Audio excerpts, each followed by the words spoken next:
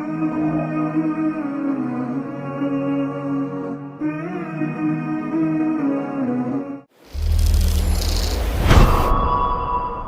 الحمد لله نحمده ونستعينه ونستغفره ونعوذ بالله من شرور أنفسنا ومن سيئات أعمالنا من يهده الله فلا مضل له ومن يضلل فلا هادي له أشهد أن لا إله إلا الله وحده لا شريك له وأشهد أن محمدا عبده ورسوله صلوات الله وسلامه عليه وعلى آله وأصحابه ومن تبعهم بإحسان إلى يوم الدين. أما بعد, ang lahat ng pagpupuri at pasasalamat ay nauukol lamang kay Allah subhanahu wa ta'ala.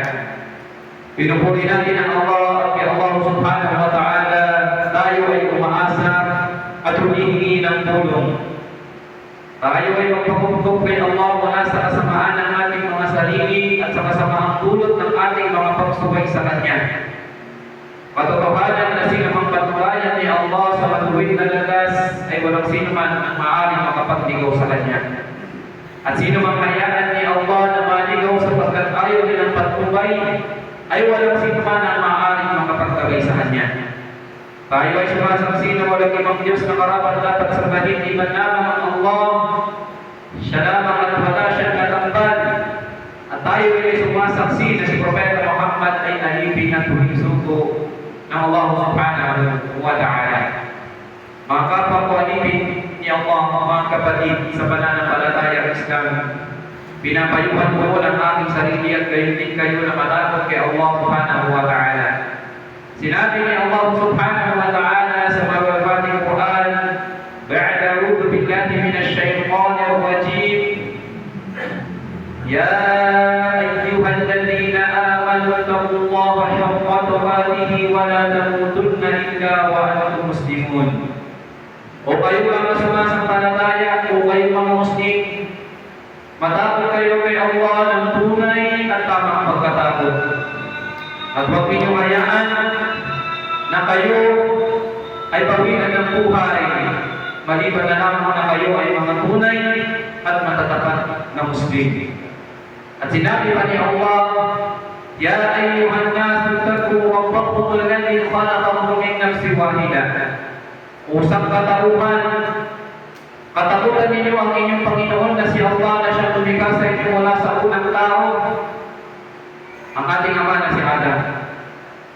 Wa khalaqa minha zawjaha wa batha minhuma rijalan kathiran wa nisaa. Wattaqullaha alladhi tasaaluna bihi wal arham innallaha kana 'alaykum raqiba.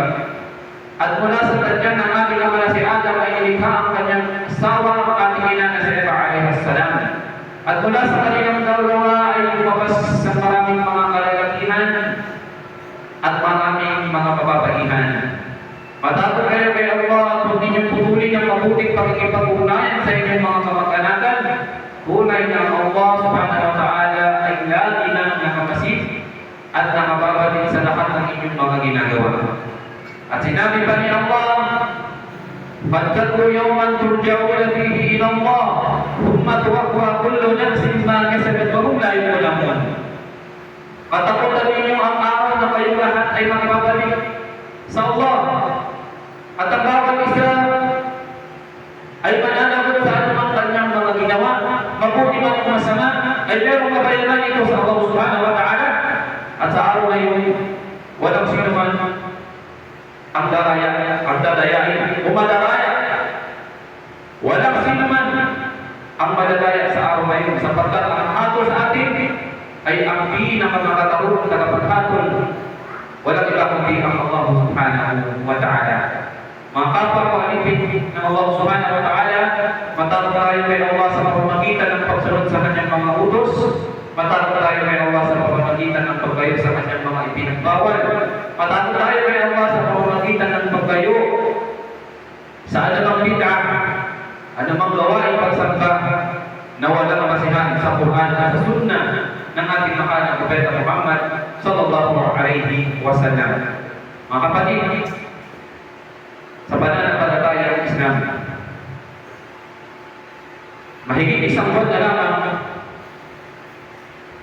ay muli namang darating ang ating dakilang bisita. Walang iba kundi ang buwan ng Ramadan. Tayo ngayon ay nasa ika-27 days ng buwan ng Rajab, at pagkatapos ito, susunod na ang buwan ng Sha'ban, at pagkatapos ng buwan ng Sha'ban ay papasok na ang dakilang buwan ng Ramadan. Mula ngayon, maaaring 33 or 34 days ka lamang, nakadepende sa society ito at sa pag-aanunsyo ng ating mga ulama, ay maaaring pumasok ang dakilang buwan ng Ramadan. Kaya naman, bilang napapanahong paksa, ay tatalakayin natin muli ang ilan sa mga maiinam na gawain bilang paghahanda sa pagsalubong ng buwan ng Ramadan. Mga paghahanda sa pagsalubong sa buwan ng Ramadan.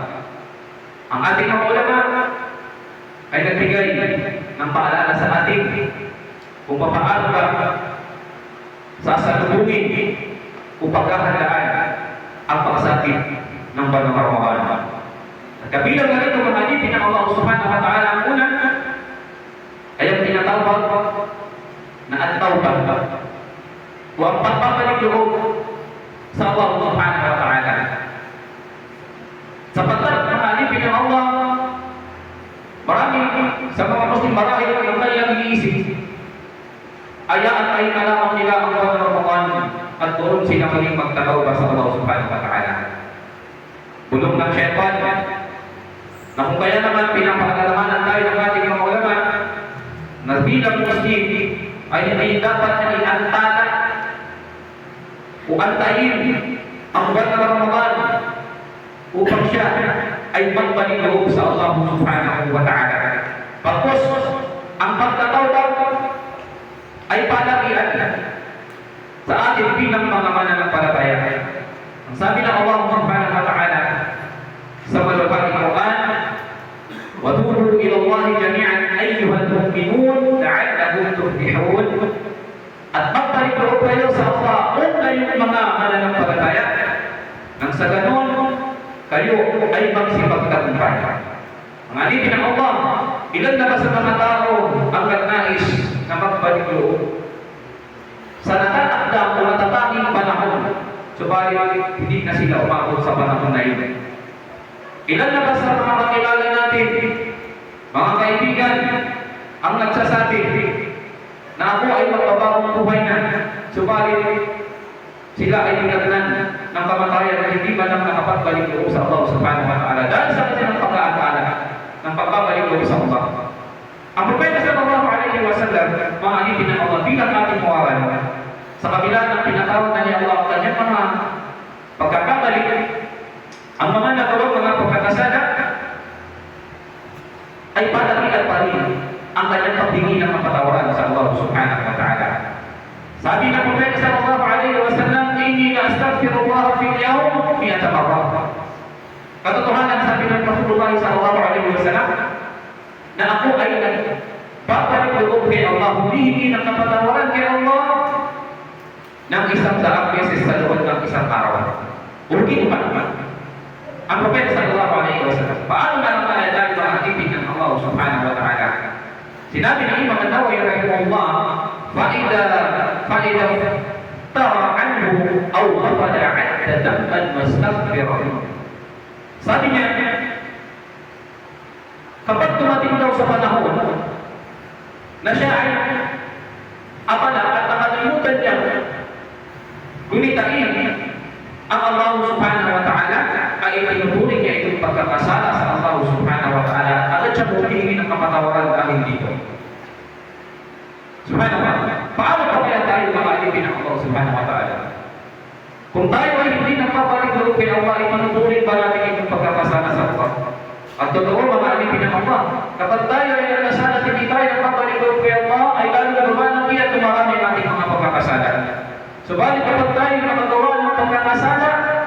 paikot at tayo agarang nagbalik loob ng totoong pagbabalik loob kay Allah, insyaAllah ay patatawagin tayo ng Allah subhanahu wa ta'ala.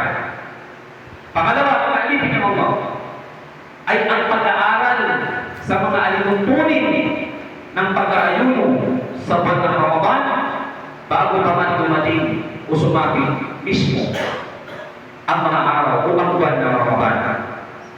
Pag-aaral sa mga alituntunin ng pag-aayuno bago pa man dumating ang buwan ng Ramadan. Kaya marapat sa atin bilang mga Muslim na ngayon pa lang ay paghandaan ito sa pamamagitan ng pagsasaliksik ng kaalaman sa ating pananampalataya. Lalo na sa pag-aayuno sa paparating ng buwan ng Ramadan. Na kung meron lang mga dumating na istighfar Ramadan, yung mga lectures patungkol sa paglalakay sa mga alituntunin ng pag-aayuno sa buwan ng Ramadan, ay nainam kung ating itong magdaluhan ng alipin ng Allah subhanahu wa ta'ala. Ang Muslim na nalalaman niya ang kailangan ng buwan ng Ramadan at ng pag-aayuno nito, kapag nalaman niya ang mga gantimpala na napapalog sa pag-aayuno sa buwan ng Ramadan, ay tiyak na mananagin siya sa pagsapit ng buwan ng Ramadan.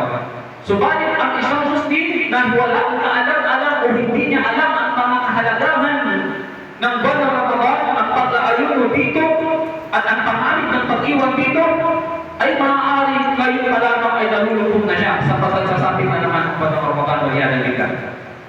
Kaya napakalaga sa ating mga kapatid sa Islam na pag-aralan ngayon pa naman ang mga alituntunin ng pag-aayuno sa buwan ng Ramadan. Ang kailangan ng buwan ng Ramadan, ang mga mailang na gawain sa buwan ng Ramadan. Sinabi ng Allah subhanahu wa ta'ala, "Qul hal yastawi alladhina ya'lamuna wal ladhina la ya'lamun?" Magkapareha ba sa atin ng Allah? Silang mga mayroong kaalaman at silang mga walang kaalaman. Hindi ba alipin ng Allah? Hindi sila kailangan magiging magkapareho. Innama yatadakkaru ulul albab. Sabi ng Allah subhanahu wa ta'ala, tunay na ang tanging nakakaalala lang ay sila na nagtataglay ng pag-unawa kung meron mga kaalaman. Nawa yung pabilang tayo sa mga Muslim na naunawaan ang kahalagahan ng buwan ng Ramadan. At kabilang pa sa kanilang paalala, pangatlo ay ang pagbabayad sa mga hindi na nabayarang utang ng nakaraang buwan ng Ramadan. Kung meron man tayong mga nakaligtaang pag-ayunuhan sa mga araw ng Ramadan, lalo na sa ating mga kababaihan, kung sila ay pinaglan ng walang dalaw o dinaglan ng anumang sakit sa buwan ng Ramadan noong nagdaan at hindi pa nila ito nababayaran hanggang ngayon, paalala sa atin ng ating mga ulama, mga alipin ng Allah na ngayon pa lang ay dapat na natin itong mabayaran sapagkat ito ay ating utang. Kaninang utang? Utang natin ito sa Allah subhanahu wa ta'ala. Sabi ni Imam An-Nawawi rahimahullah, sabi niya, ang pagbabayad sa ikan ng utang na pag-aayuno ay mas higit sa pagiging prioridad kaysa sa mga voluntaryong pag-aayuno. Sapagkat sabi niya, ito ay utang mismo ng isang Muslim sa kanyang Panginoon na si Allah subhanahu wa ta'ala. Kaya kailangan itong bayaran ng isang Muslim. Ngayon pa lamang ang mga araw na hindi niya napag-ayunuhan noong nakaraang buwan ng Ramadan. At ang ating pag-alipin ng Allah, kabilang din sa mga mahalagang payo sa atin ang ating mga ulama sa pagsaludo ng buwan ng Ramadan ay ngayon pa na ang mga alipin ng Allah. Kung sa araw, sa buwan ng Ramadan ay bawasan natin ang mga mabibigat na gawain o aktibidad bilang pagtitiyak na hindi na ipopromiso o hindi natin masira ang ating mga pag-aayuno sa buwan ng Ramadan. O mga alipin ng Allah, kailangan natin magtrabaho, magnegosyo, at gawin kung ano man yung mga gawain na ipinahintulot sa ating gawin dito sa dunya. Subalit tandaan natin na mayroong mas mahalaga sa mahalaga. Ang pag-ahanap buhay, kailangan natin yan mahalaga. Subalit ang paghahanda sa ating kabilang buhay ay siya higit na mas mahalaga.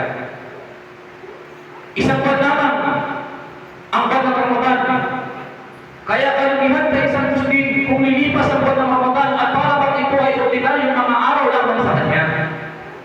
na hindi niya napakinabangan o hindi niya naani ang mga gantimpala na ipinagkakaroon ng Allah subhanahu wa ta'ala sa dakilang buwan na ito sa buwan ng Ramadan.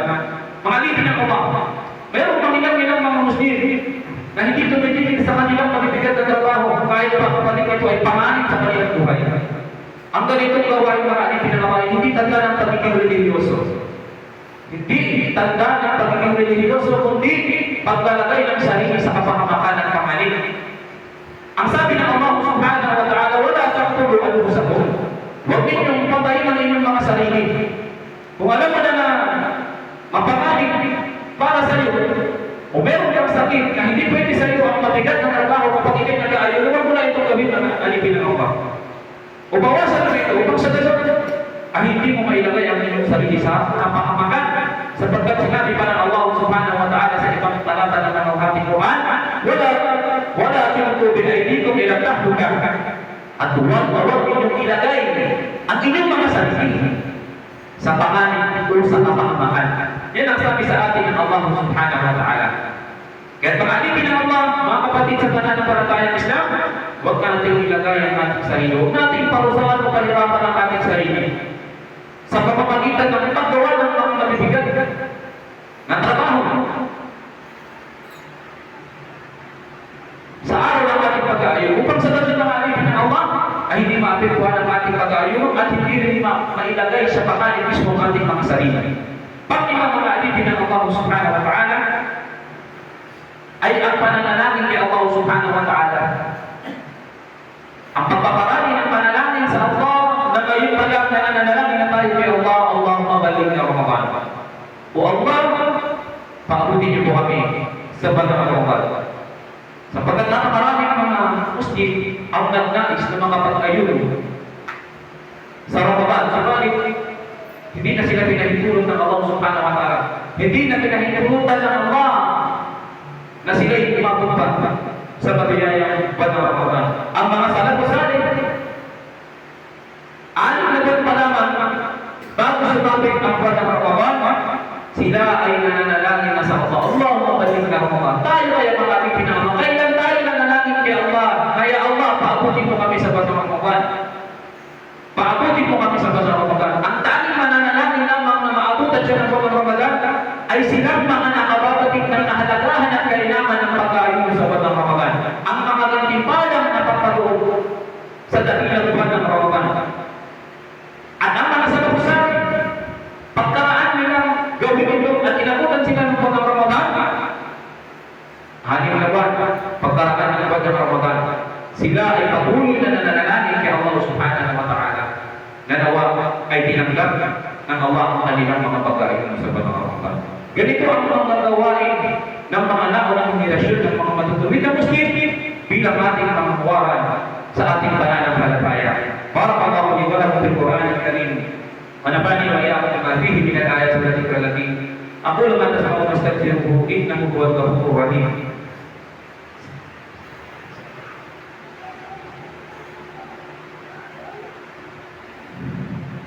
Bismillahirrahmanirrahim. Alhamdulillahi rabbil alamin. Wassalatu wassalamu ala Rasulillah. At bilang pagpapatuloy ng alipin ng Allah, pang-anim na mainam na gawain bilang paghahanda sa pagsalubong sa buwan ng Ramadan ay ang pagsasaluyo mismo ng mga panalangin na natatangi sa buwan ng Ramadan.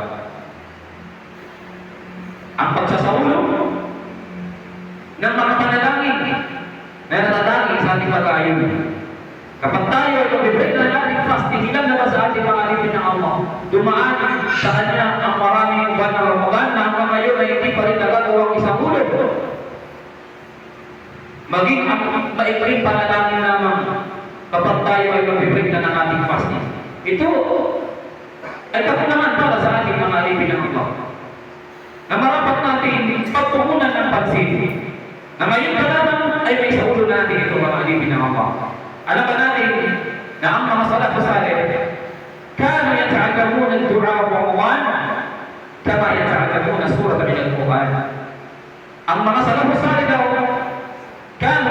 sila daw ay pinag-aaralan nila ang isinasaulo ang mga panalangin sa buwan ng Ramadan kama yata'allamuna surata min al-Quran.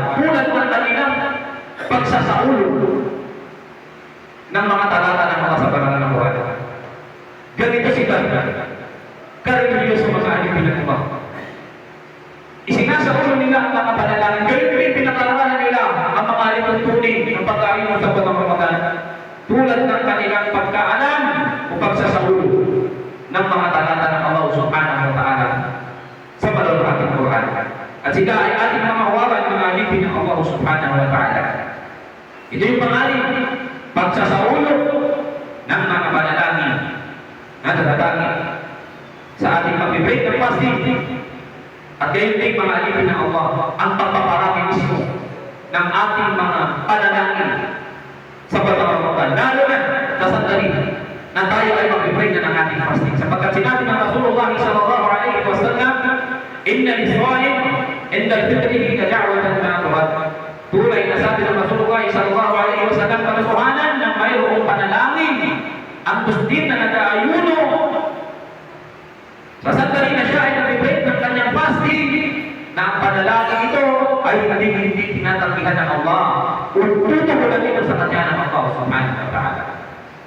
At pagpaparami ng panalangin ng alipin ng Allah ay kabilang din yan sa mga mainam na gawain.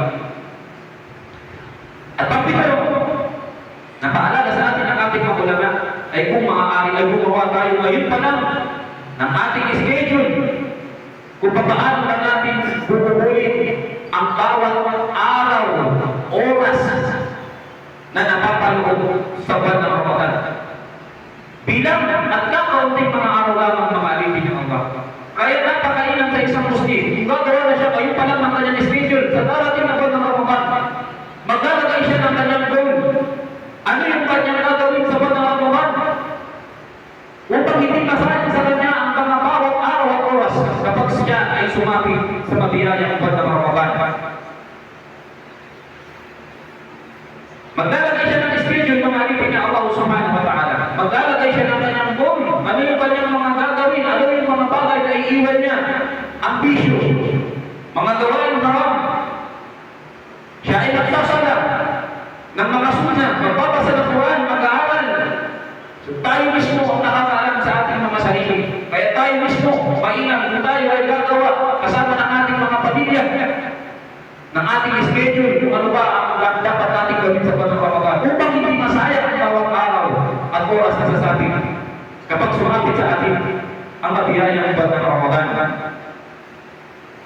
Pangwala ba natin ng Allah Subhanahu wa Ta'ala ay ang pagsasagawa ng mga voluntaryong pag-aayuno sa buwan ng Sha'ban. Pag sumapit na ang buwan ng Sha'ban, ang buwan bago ang Ramadan, ay kabilang din sa mainam na gawain.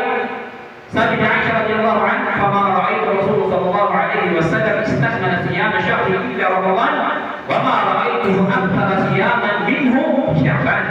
Sinabi ng Aisha radhiyallahu anha, ang asawa ng Rasulullah sallallahu alaihi wasallam, sabi niya, "Fama ra'aytu Rasulullah, hindi ko nakita ang Rasulullah sallallahu alaihi wasallam na kinonteto niya ang isang buwan ng pag-aayuno maliban sa buwan ng Ramadan, wa ma ra'aytuhu akthara siyaman minhu fi Sya'ban."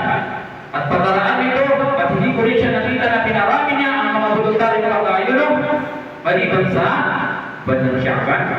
Ang Sya'ban ay buwan bago sumapit ang buwan ng Ramadan. Ito ay tulad ng pagsasanay ng mga alipin ng Allah. Kita natin yung mga atleta o yung mga sasali sa mga contest. Bago dumating yung araw ng mismong contest na sila ay sasabak na ay sasali sila ng mga alipin ng Allah. Paano pa kaya ang dakilang buwan ng Ramadan na hindi natin ito paghandaan? Namaalihin natin ito ay kaluguran ng Allah, biyaya mula sa Allah Subhanahu wa Ta'ala. At ang muli mga alipin ng Allah ay ang pag-aaral at pagsasanay sa pagbabasa ng Quran ngayon pa lamang. Dahil marami ang ilan sa atin, lalo na sa mga kalalakihan, ay mapadpad sa masjid o sila ay malayo sa mga masjid at sila ay mag-iimam sa kanilang pamilya o sa kanilang komunidad, kaya mainam na ngayon pa lamang ay nagsasanay na. Kaya hindi natin alam mga alipin ng Allah kung ano ang darating sa atin, kung ano ang magiging kalagayan natin kapag sumapit ng buwan ng Ramadan. Tayo ba ay malakas o mahina? Kaya ba natin magpunta ng masjid o hindi? Kaya kung ngayon pa lang pinagkahandaan na natin ito, dumating man ang buwan ng Ramadan, na wala tayong kakayang pumunta sa masjid, at tayo yung mag-iimam ngayon pa naman, alhamdulillah, ay handa na tayo mga alipin ng Allah subhanahu wa ta'ala. Ang buwan ng Ramadan, buwan ng Quran. Syahrul Ramadan alladhi unzila fihi al-Quran. Buwan ng Ramadan, sabi ng Allah, dito ibinababa ng Allah subhanahu wa ta'ala buwan ng Ramadan. Kaya pinakamainam na gawain kapag sumapit ang buwan ng Ramadan, sinasabi ng ating mga ulama, kabilang sa pinakamainam na gawain ay ang pagbabasa ng Quran. Diyan na Ramadan, sapagkat ang buwan ng Ramadan syahrul Quran. Ito ang buwan na kung saan dito ibinababa ng Allah subhanahu wa ta'ala ang maluwalhati ng Quran. Kaya paano natin mababasa, magagawa ang isa dahil na kadakilang pagsapa gawain sa buwan ng Ramadan kung hindi natin kayang basahin ang buwan ng Quran? Tayo alam mga alipin ng Allah, ang marami kang nagkukulang. Kaya hanggang ngayon na hindi pa may kung tayo natututong bumasa ng Quran. Napakarami ng mga kapamaraanan ngayon, napakarami mga nagtuturo ngayon, napakarami mga pag-aaral ngayon. Subalit, kamustahin natin ang ating mga sarili. Ilang taon na tayo sa Islam, tumanda na tayo bilang mga Muslim. Subalit, hanggang ngayon mga alipin ng Allah subhanahu wa ta'ala, marami ay nakakalimutan pa natin kung napapabayaan natin ang pag-aaral ng ating pananampalataya. Ang pagbabasa ng maluwalhati ng Quran. Iqra'ul Quran, sabi ng Rasul sallallahu alaihi wasallam. Basahin niyo ang Quran, fa innahu ya'ti yawmal qiyamah syafi'an yaqadim. Basahin niyo yung Quran, sapagkat katotohanan na ito ay darating sa araw ng paghuhukom bilang tagapamagitan sa sino mang bumasa sa kanya. Kaya paano mamamagitan sa atin ang Quran kung hindi natin ito kayang basahin ang alipin ng Allah subhanahu wa ta'ala? Ang pag-aayunan at ang pagbabasa ng Quran ay darating yan sa araw ng paghuhukom bilang ating tagapamagitan. Makakatulong sa ating mga alipin ng Allah. Kaya paano tayo matutulungan nito kung hindi natin binabasa? Kailan natin huling binasa ang banal na Quran? Kailan tayo huling nakinig ng banal na Quran? Kailan natin pinag-aaralan ng banal na Quran? Ano ang ginagawa natin hanggang ngayon? Bakit hindi pa rin tayo natutulong bumasa ng Quran? Mga alipin ng Allah, gabayan naman tayo ng Allah subhanahu wa ta'ala. Pagkalupan tayo ng sipag, dedikasyon sa pag-aaral ng ating pananampalataya. Pagkalupan tayo ng kaalaman na magdudulot sa atin ng kabutihan dito sa mundong ito, higit lalo sa kabilang buhay. Man qara'a harfan min kitabillah falahu hasanah. Sinabi ng Rasul sallallahu alaihi wasallam, sino man ang bumasa ng kahit isang letra sa banal na Quran ay makakaroon siya dito ng gantimpala o kabutihan. Wal hasanatu bi'ashri amsalha. At ang bawat letra rito at ang bawat kabutihan dito ay gagantimpalaan ng Allah ng 10 times. Humigit pa, dito isang kagustuhan ng Allah. La aqulu alifu harf, walakin alifu harf, wala man harf, wa minhu harf. Yung pagbabasa ka ng isang letra sa Quran, yung alif, o yung pagbabasa mo ng lam, o ng mim, isang harf, isang letra sa banal na Quran, ay itatara sa iyo ng Allah ang isang kabutihan. At pag-multi pa ito 10 times, at dipindi pa ito sa kagustuhan ng Allah subhanahu wa ta'ala. Kaya paano natin mga alipin ng Allah maaani ang mga dakilang biyaya o gantimpala na ito sa pagbabasa ng Quran kung hanggang ngayon ay hindi pa rin tayo nagsumikap na matutunan na mabasa ang aklat ng Allah subhanahu wa ta'ala. Natulog tayo umasa ng samang-saling aklat nila sa dunya. Nagsumikap tayo at tayo ay natuto. Subalit ang pinakamahalagang aklat ang salita ng Allah, ang maluwalhati ng Quran, hanggang ngayon ay hindi pa rin natin mabasa. Gabayan naman tayo ng Allah subhanahu wa ta'ala. Meron pa tayong pagkakataon, mga alipin ng Allah. Kung talagang nanaisin natin matulong, ay gagawa at gagawa tayo ng paraan. Gagabayan tayo ng Allah subhanahu wa ta'ala. Ito ang ilan sa paalala ng ating mga ulama. Taubat, magbabalik loob kay Allah. Pangalawa, pag-aaralan ng mga itutunin ng pag-aayuno sa buwan ng Ramadan. Pangatlo, ang pagbabayad sa mga hindi pa nabayaran ng pag-aayuno o ating utang na pag-aayuno noong nakaraang buwan ng Ramadan. Pang-apat, ang pagbabawas ng mga manitigan na gawain na maaaring makasira sa ating pag-aayuno sa buwan ng Ramadan. Pang-lima, ang mananalangin kay Allah subhanahu wa ta'ala na pag-abutin tayo sa buwan ng Ramadan, tayo malusot. At pang-anim, pagsasaulo ng mga panalangin. Pang-pito, gumawa tayo ng schedule natin, maglagay tayo ng goal natin kapag dumating sa atin ang buwan ng Ramadan. At pang-walo ay ang pagsasagawa ng mga voluntaryong pag-aayun bago pa dumating ang buwan ng Ramadan at pagsya ay ang pag-aaral at pagsasanay sa pagbabasa ng Quran. Ang alipin ng Allah, nawa ay nagtulong sa atin ang kabutihan. Ang paalala na ito, kung ano man ang sabi natin kabutihan, ito ay nagmula kay Allah. At ano man ang ating mga nagawang pagkukulang, ang sabing pagkukulang kamalian, ito ay mula sa atin, sa syaitan, at tayo ay humihingi ng kapatawaran sa Allah subhanahu wa ta'ala. Pagkalong naman sa atin ng Allah, ang lahat ng kabutihan, makakabuti sa atin dito sa dunya, naging bago sa kabilang buhay. Amin ya Rabbal Alamin. Ala tusallu ala nabiyyikum fa inna Allah amara bidhalika in qala inna Allah wa malaikatahu yusalluna ala nabiy ya ayyuhalladhina amanu sallu alaihi wa sallimu taslima. Allahumma salli ala Muhammad wa ala ali Muhammad kama sallaita ala Ibrahim wa ala ali Ibrahim innaka Hamidum Majid. Allahumma a'izz al-islam wal muslimin wa adil ash-shirka wal mushrikeen wa dammir a'da'aka wa a'da' ad-din. Allahumma ighfir lana wa liwalidina wa li jami'il mu'minina wal mu'minat والمسلمين والمسلمات الأحياء منهم والأموات إنك سميع قريب تجيب الدعوة يا رب العالمين. ربنا آتنا في الدنيا حسنة وفي الآخرة حسنة وقنا عذاب النار وادخلنا الجنة مع الأبرار يا عزيز يا جبار يا أرحم الراحمين. اللهم بلغنا رمضان، اللهم بلغنا رمضان، اللهم بلغنا رمضان. سبحانك اللهم وبحمدك ونشهد أن لا إله إلا أنت نستغفرك ونتوب إليك. أقم الصلاة فإن الصلاة تنهى عن الفحشاء